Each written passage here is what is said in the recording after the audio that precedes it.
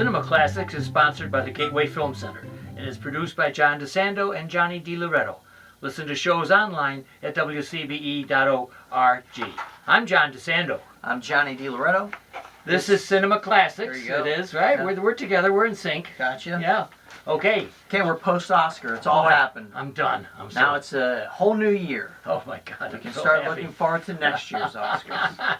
And I've stressed for a whole year about this. Yeah. Actually, turned out pretty well, I thought, given the pandemic. You know, it is interesting. I have seen worse years.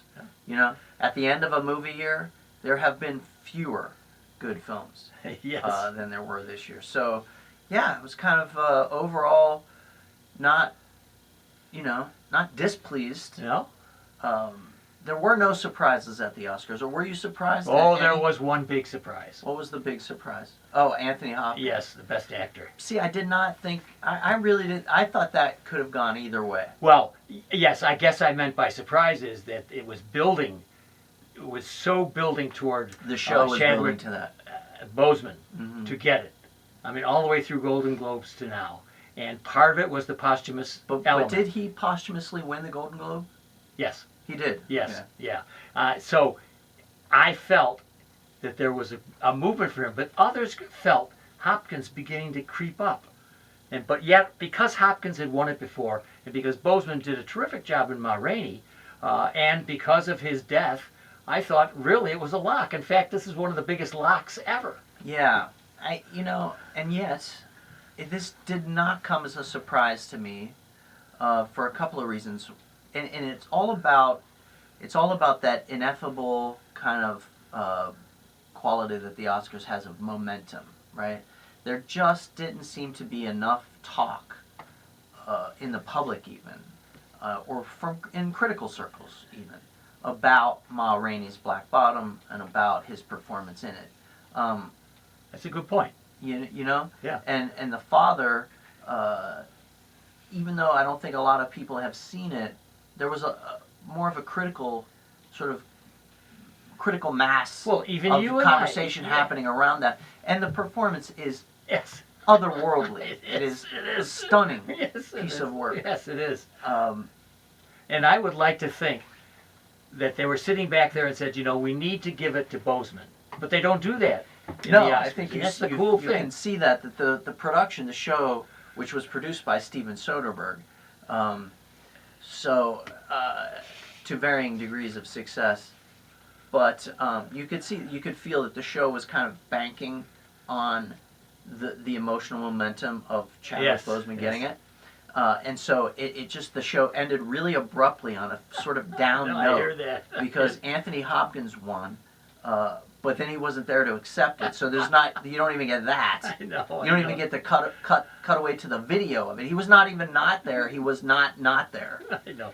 And I'd like to believe in it. Now, these people are supreme at making you think that something doesn't happen, that does happen, or whatever, Yeah. so that they knew all along, so that they could establish their cred by being flummoxed at what they hadn't suspected, right? Right. You know what I mean? I just don't know where the heck it is. Yeah. I'd like to think the Academy is so pure that it was just the votes, the number of votes. Remember they used to do that bit at the Oscar ceremony where they walked you through how Price Waterhouse are the ones in control of this, and like no one knows, Carrying. So apparently that's true.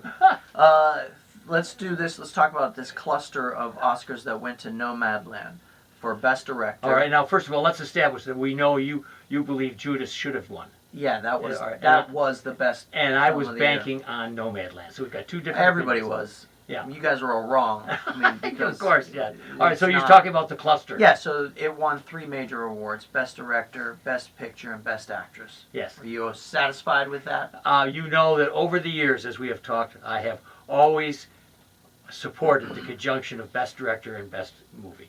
Yeah. I have always felt I this thought should that be. we were done with this. I thought you have come to the conclusion that that's not necessary. I know it's not. It's my hope. Then you put Best Actress, and you've got quite a powerful minimalist movie, and that's the point for me. Why does this deserve the Best Picture? And I look back over it, and I think it's a supreme example of minimalism, of where you don't have spectacle, but where you have story, where you have, in a sense, you have no story, but you have humanity.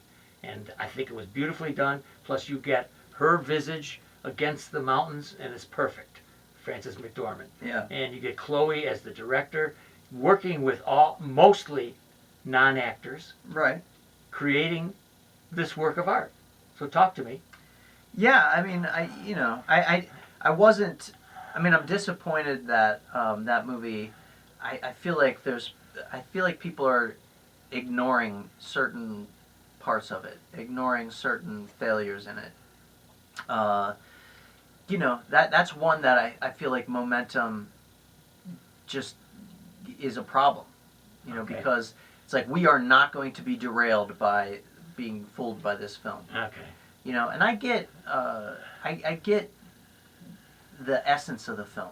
I wish that it wouldn't have felt quite like such a kind of half documentary. I thought that was rather artless, actually, the blending of the real people into this world with Frances McDormand. These are all people, by the way, that knew they were being filmed. Of course. They were all featured in the nonfiction book, interviewed in the nonfiction account of this story. So that just seemed artless to me. Yeah. And in service of what? I don't know. If we're really telling the story about this woman's journey, right, in the latter half of her life, right, she's going to take control and embark on this third act kind of adventure, then I feel like they dropped the ball on that, because the participation of these other people, these real people, was intrusive.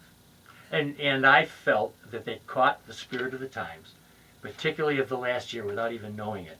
The disenfranchised, the searching, all the loss that we had felt over the year came into this film without it even being consciously a purpose, I believe. Because as you and I have talked about on Cinema Classics before, that idea of moving west has such a symbolic value for us as a country, to a new life, to a better life. And so many people now, right around that retirement age, such as are depicted in Nomadland, Right. are nowhere. All these white people I don't care about. White privilege is another point. You're Yeah, right. I mean, which goes. You know what? I might have felt differently if had it been addressed, had it been incorporated into the fabric of the so-called art, but it wasn't. We were already out of time. I say right? Oh, no. Yeah, we're done. Oh no! My God. Well, let's look forward we to. hit the main ones. Supporting actor, supporting actress. I think both of those were. All right, we're done. Okay, Listen, we're going to go to our podcast. Yes. Which is called Double Take. Right. We'll do twice as much. We will. Twice the conversation, twice the fun.